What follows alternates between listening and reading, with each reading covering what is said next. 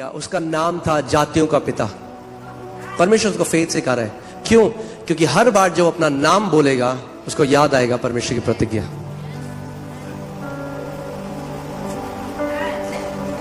जब परमेश्वर ने उसका नाम बदला तो कितनी संतान थी इब्राहिम के पास? कुछ भी नहीं।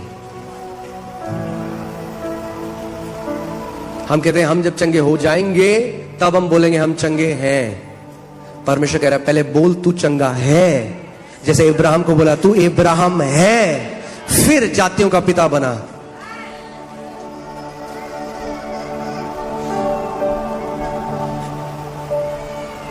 आमीन। सो इब्राहिम इस बात को समझ गया, मगर परमेश्वर ने उसको विश्वास पता कैसे सिखाया? मैं आपको एक दिखाता हूं। परमेश्वर ने उसको बोला मैं तेरे को जातियों का पिता बनाता हूं। उत्पत्ति 15:2। किंतु अब्राम ने कहा, हे स्वामी, हे प्रभु, तू मुझे क्या देगा? मैं तो पुत्रहीन हूं। क्या कह रहा है इब्राहिम? क्या कह रहा है इब्राहिम? अभी वो फेथ सीख रहा है, अभी वो एलकेजी में था, जब तक ग्रेजुएशन नहीं हुई थी। तो मैं आपको सिखा रहा हूं कि इब्राहिम भी सीखा विश्वास। अगर इब्राहिम सीखा तो हम भी सीख सकते हैं। हमारे पास तो विश्वास का आत्मा दिया गया है नए नियम में।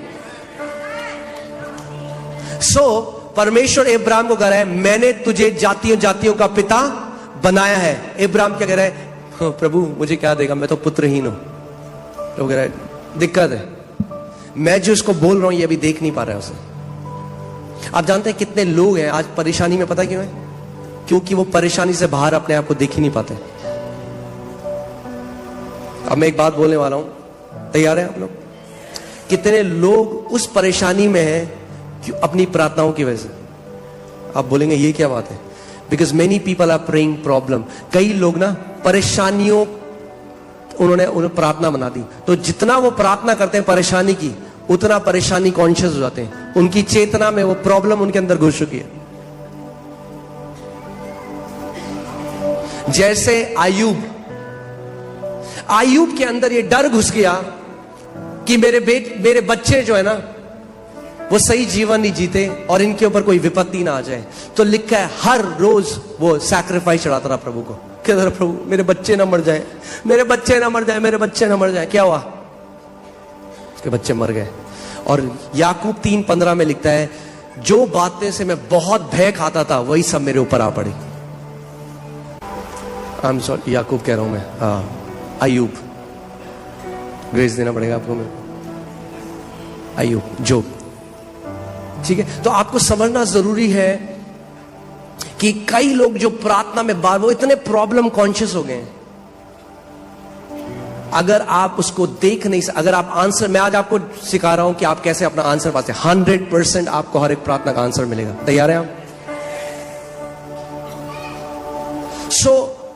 परमेश्वर कह रहा है मैंने तुझे जातियों का पिता बनाया है। वो क्या कह रहा है? मैं क्या हूं? मैं तो पुत्रहीन हूं।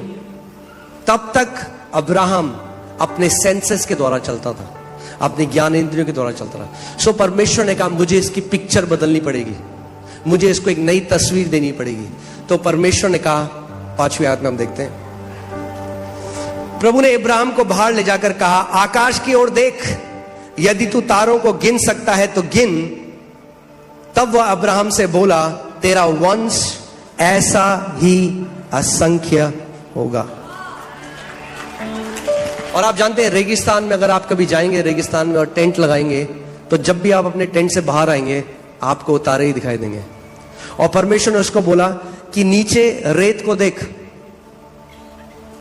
ऐसे ही तेरा वंश होगा। तो परमेश्वर पता है क्या? नीचे देखेगा तो तुझे मेरी प्रतिज्ञा याद आएगी, ऊपर देखेगा तो तुझे मेरी प्रतिज्ञा याद आएगी। यानी दिन भर तुझे याद आएगा। नीचे देखेगा तो रेत को देखकर बोलेगा ऐसे ही मेरा वंश होगा। जब आसमान के तारों को देखेगा तो बोलेगा ऐसे ही मेरा वंश होगा।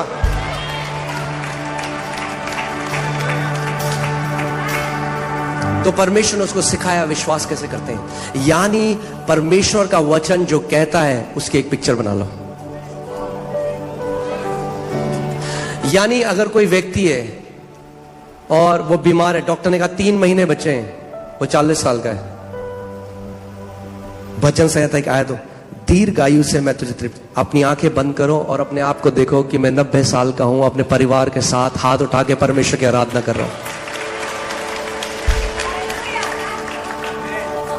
क्या कर रहे हो आप परमेश्वर के साथ साझेदारी कर रहे हो, क्योंकि जो पिक्चर वो कैनवस है जिसके ऊपर पवित्र आत्मा आपके जान फूंक देता है। अगर आप एक पिक्चर पवित्र आत्मा को देते हो उसके वचन के अनुसार, holy spirit is the performer of God's word. पवित्र आत्मा परमेश्वर के वचन को पूरा करने वाला है, और आप बिना देखे विश्वास नहीं कर सकते। जानते हैं आप इस बात को?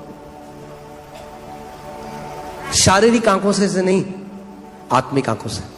सो यानी आपको अगर वचन में विश्वास करना है, आपको उस वचन को देखना पड़ेगा अपनी आंख से। उसका वचन कहता है मैंने तुझे दीर्घायु से तृप्त किया है, वो उसकी वास्तविकता है। आप पता क्या देख रहे हो? आप कोई व्यक्ति है, अगर डॉक्टर ने बोल दिया 3 महीने, अब वो पता क्या कर रहा है? वो कह रहा है मैं एफडी अपनी निकाल देता हूं, मेरे बाद मेरे बच्चों का क्या होगा? क्या होगा? वो भले ही बोल रहा है यीशु मसीह के कोड़े खाने से मैं चंगा हो गया हूं, मगर वो अभी भी उस पिक्चर को देख नहीं सक रहा। वो अब्राहम की तरह कह रहा है। प्रभु कह रहा है मैंने तुझे जातियों का पिता बनाया है, वो अपने आप को कह रहा है प्रभु मैं तो पुत्रहीन हूं। एक बहन है, उनकी मैंने वो गवाही बता रही थी अपनी, कि उनके परिवार में 50 साल का जैसे ही कोई भी होता था उनको गठिया का रोग शुरू हो जाता था, पूरी जनरेशन में चलता आ रहा था। और उनका 50th बर्थडे आया, जैसे ही 50वां उनका जन्मदिन आया, और जब वो उठी तो उनकी उंगलियों में और घुटनों में क्या होने लग गया? दर्द। क्या थॉट आया होगा उनको? सबसे पहले उनके शरीर ने उनको क्या बोला? हो गया तुझे भी गठिया। मगर वो विश्वास के, वो इस शिक्षा को जानती थी, वो विश्वास में दृढ़ थी। तो उन्होंने क्या किया?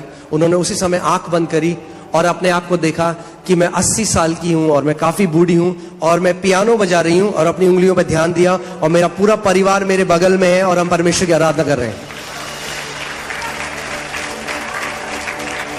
मैं पियानो बजा रही हूं और परमेश्वर की आराधना कर रही हूं। और उसके बाद जब उन्होंने उस पिक्चर को देखा तो उन्होंने क्या किया?